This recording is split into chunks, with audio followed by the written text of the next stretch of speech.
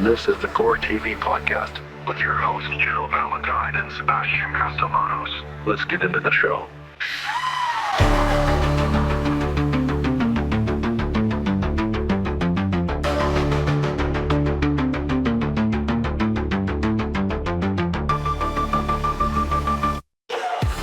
All right, deep divers, buckle up. We're gonna be cracking open Slime Rancher today, and Ooh, Slime Rancher. it's about to get a whole lot slimier than you might expect. Slimier in, like, a bad way. Well, you came to us because this game, it looks adorable, right? All those bouncy slimes, the vibrant world.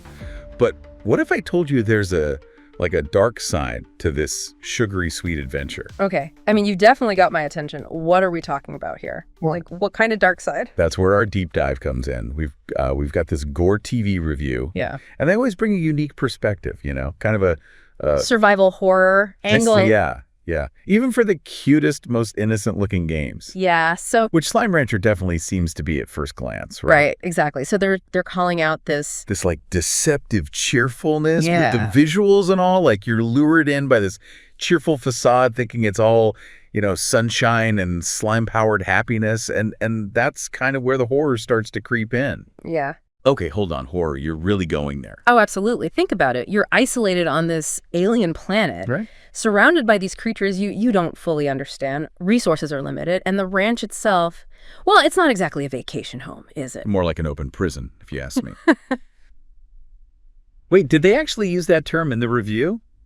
Because that's genius. They did. Oh, yeah. Yeah. And it's a brilliant observation, I think, because there is that sense of isolation, the constant pressure to maintain order.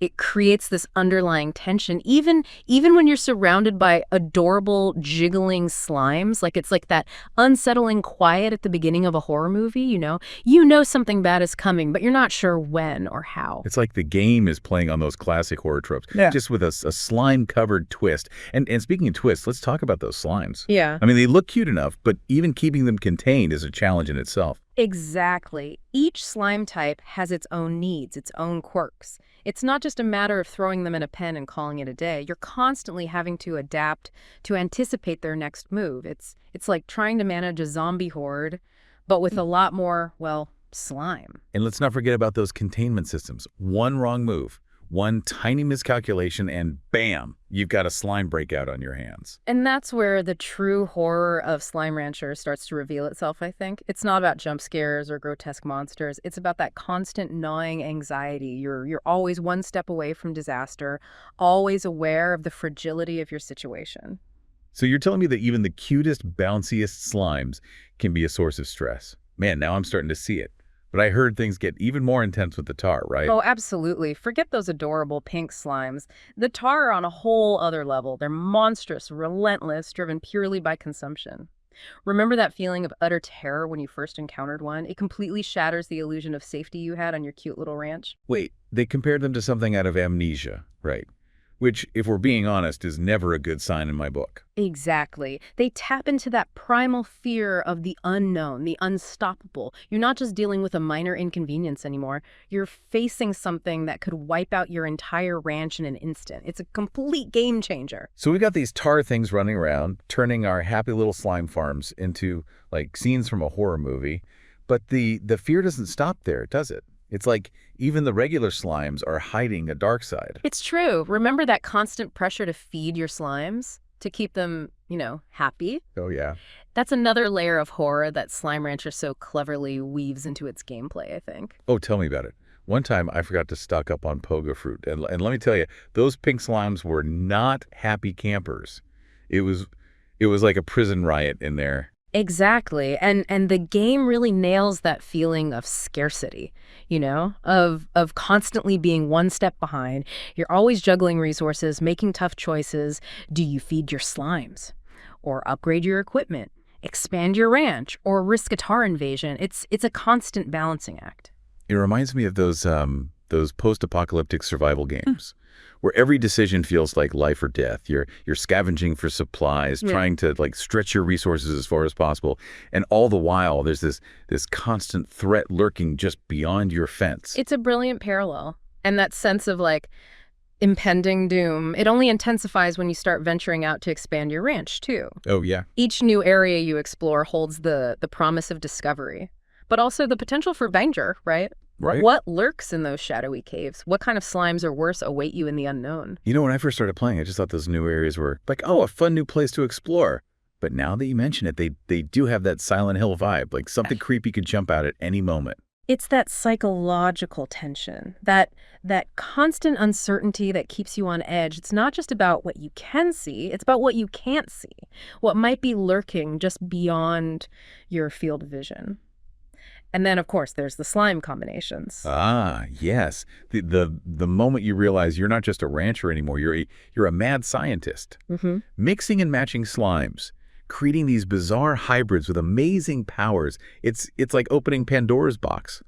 But instead of unleashing evils upon the world, you're unleashing, well, even more slime. And that's where the game really digs into those classic horror themes of playing God, of unintended consequences, right? Right. You're tampering with the natural order, pushing the boundaries of what's possible. And sometimes those experiments go horribly wrong. Remember that feeling of dread when you first created a Tarr? Oh, yeah. Not my proudest moment. Let's just say things got a little messy. Exactly. It's that delicious mix of excitement and trepidation, of knowing you're on the verge of something amazing, but also potentially catastrophic. And that brings us to what might be the most horrifying aspect of Slime Rancher, the endless grind. Okay, I have to admit, when I first heard that, I thought it was a bit of a stretch. Like, it's a farming sim. How bad can the grind be? But then I realized they're not just talking about the daily chores, are they? Not at all. It's about that feeling of being trapped in this endless cycle of expansion, consumption, and optimization. You're constantly striving for more, for better, for bigger, but the goalposts keep moving. You're a slave to your own ambition, to the insatiable hunger of your slimes. It's like you've built this incredible, sprawling ranch, but you're also its prisoner. You're both the master and the servant, forever bound to this cycle of feeding, cleaning, and expanding. It's almost existential when you think about it. Wow, okay. So we started with what we thought was like this cute, colorful ranch simulator, you know? But now I'm seeing this whole other side of Slime Rancher. It's like staring into the abyss through a pair of those heart-shaped sunglasses. You know the ones I mean. It's a testament to the game's depth, I think, that it can be both things at once. On the surface, it's this charming, whimsical escape.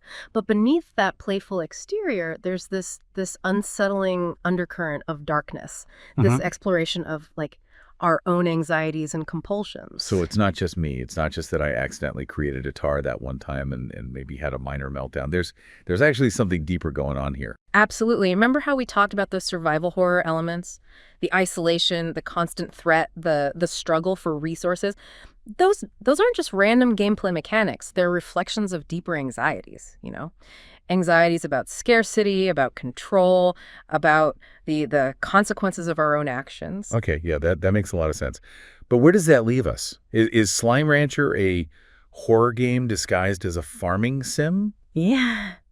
Or is it a farming sim that accidentally stumbled into the depths of human despair? I think it's both, and I think that's what makes it so compelling. It's a game that can be enjoyed on multiple levels. You can lose yourself in the joy of slime wrangling, or you can dig a little deeper and find those unsettling truths reflected back at you. So what's the final verdict? Should we be sleeping with the lights on after this? I think the real question is, can you ever truly look at a pink slime the same way again? Okay, good point. That's going to be a no for me. But hey, that's the beauty of a good deep dive, right? It makes you question everything you thought you knew. So to all you ranchers out there, the next time you're elbow deep in slime, remember, there's more to this game than meets the eye. Stay curious, deep divers.